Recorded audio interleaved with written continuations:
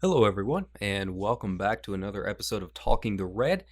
We are going to go ahead and get right to continuing with our Eden series, discussing the new raid which dropped this morning. This one, we are going to be doing Eden's Gate Inundation, which is otherwise known as Leviathan. Hey, that sounds kind of familiar, doesn't it? Once again, as always with this series, this is really geared for new players to kind of see the fight and see what it looks like from a high-level red mage. However, if you are a veteran or experienced player, feel free to hop into the comments. Let us know some of your strategies, some of your setups, what works, what doesn't work, and really bring this level up to help some of our new players get into the game a little bit easier. With that said, we will go ahead and jump right on into it. So we start out getting our ready check and everything. You'll notice that Levy looks a little different than we remember from the early days.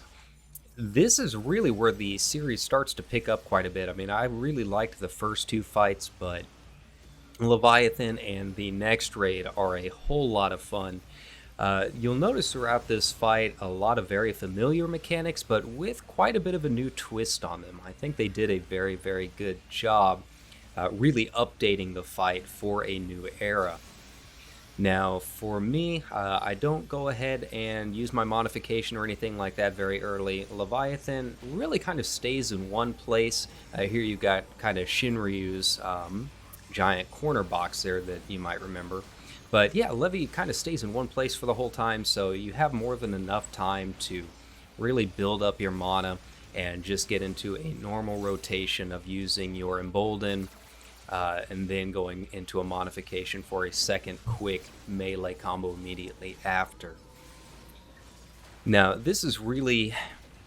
it's not as heavily of a movement-based fight as the last time. If you've done Leviathan previously, and I'm sure a lot of people here have, again, you'll recognize most of these mechanics. What really kind of makes this tricky for red mages is going to be how he affects the floor here in a little bit.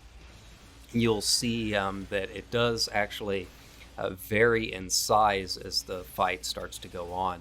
But yeah, most of the fight, not a whole lot of movement going on here. You can get over there to the Tempest, and it's going to slide us across there. And should be able to get right back into another melee combo as he gets ready to cut off the sides of the arena. For anyone who is not a red mage, just wants like a nice Leviathan tutorial here, obviously there's going to be a ton of these coming up over the next day or two. The tanks do have a giant laser beam that will fire in their direction. You want to make sure to keep that away from the group, run into a corner somewhere. It's just a giant line AoE, very, very hard to miss. And there is the tidal roar. Alright, a lot of room-wide AoEs I've noticed from most of these raids so far in Eden. There we go. Now, one thing that I haven't really talked about a whole lot as a red mage in my past videos is my setup down here. So, you know, going back to the basics, since again, this is really kind of a new player's guide for people that are maybe interested in trying red mage or don't know a lot about it or just want to see what high-level red mage play is like.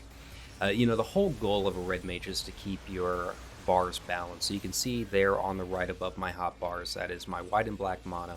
You don't want those to go more than 31 apart from each other, otherwise it gets to be very, very difficult to maintain that balance.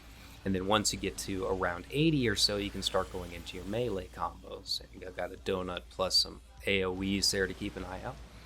So you're really managing what's going on, bouncing back and forth. That's one of my favorite new things, by the way, with this new raid system is a lot of these actions are being targeted to players. It used to just be previously that only the bosses would target somewhere on the ground, and that was it. But now you really have that extra layer of movement and adaptation involved with players suddenly taking on a lot of these effects. But anyways, as I was saying, you're bouncing back and forth. And, you know, you don't want to go too far out of balance. Now, with the way that I have my hotbar set up, almost everything that you see there on the left hotbars is bound to a mouse at the moment. I'm using Razor Death Adder, a bunch of control and alt bindings, and I find that it works very, very smoothly. I do apologize if you're getting kind of annoyed at how I keep zooming in and out. That's because of my bindings that are bound to my scroll wheel. I'm using the Razor app so that I can get some bindings onto my scroll wheel. Final Fantasy XIV does not do that natively, which is pretty annoying, but there's only so much I can do about that. Unfortunately, by binding it through my Razor app and dealing with all of this stuff, it still affects my zoom. So every time I use a lot of those abilities, I keep zooming in and out. Again, I do apologize for that. I'm used to it at this point. It just kind of looks funny when you're watching it on a video.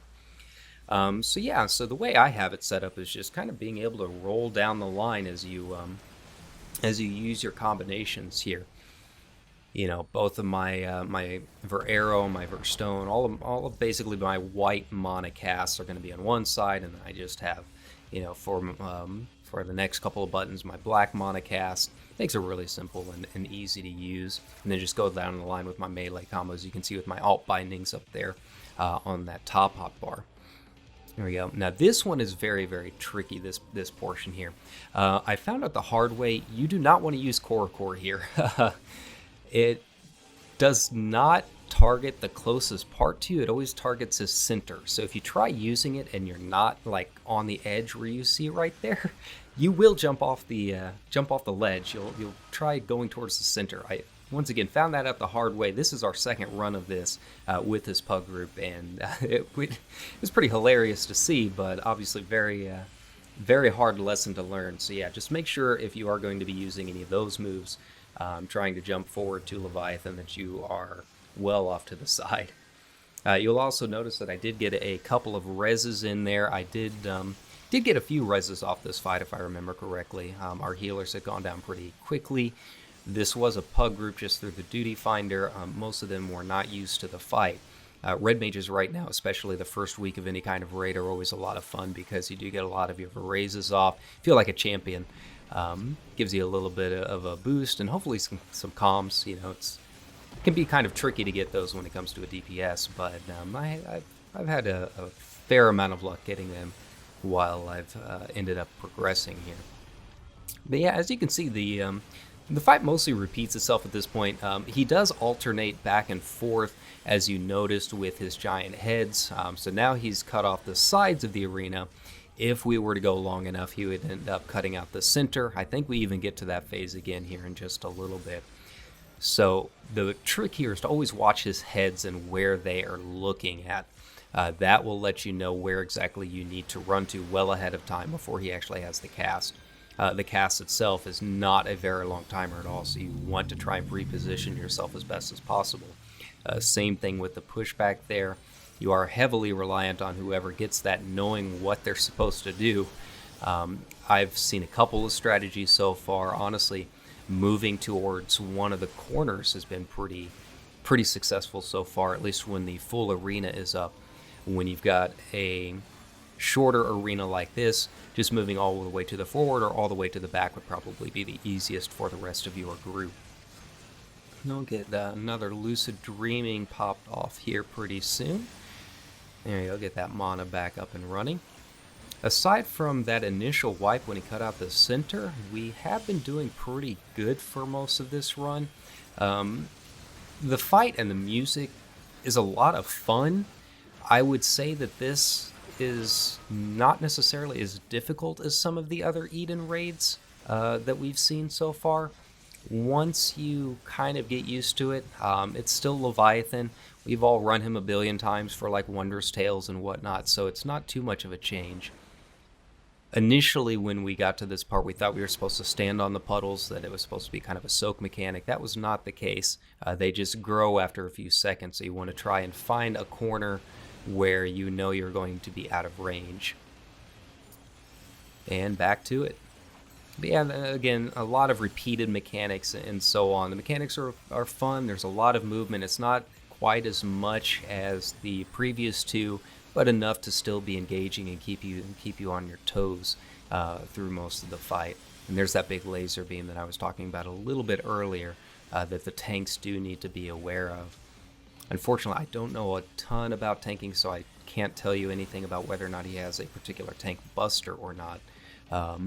But I have not really seen tanks going down or having huge spikes in damage Most of the damage I've seen going out is from the cliff sides being knocked off here.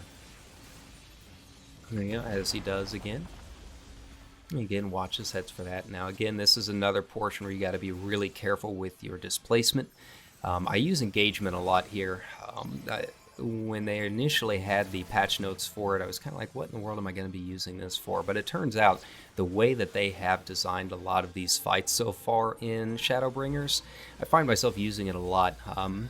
They really, really like minimizing the amount of space you have to work with this entire expansion. So not as many chances to just displace at your leisure.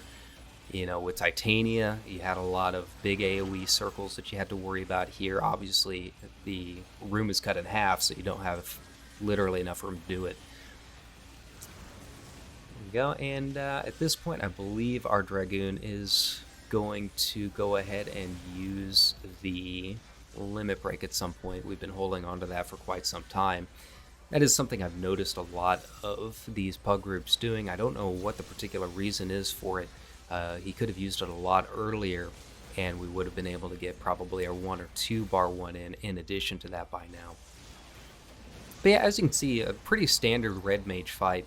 Nothing super complicated with it. I haven't really had too much trouble aside from the first couple of times that I've learned it. I hope you guys have fun with it. It really is a pretty fun fight. The music is just awesome for this and the next fight. So there you have Leviathan, just a quick look at it. Hope you guys enjoyed it. If you have any other questions or comments, feel free to leave them below. Other than that, I will see you for the final Eden raid here in just a little bit. Thanks for watching.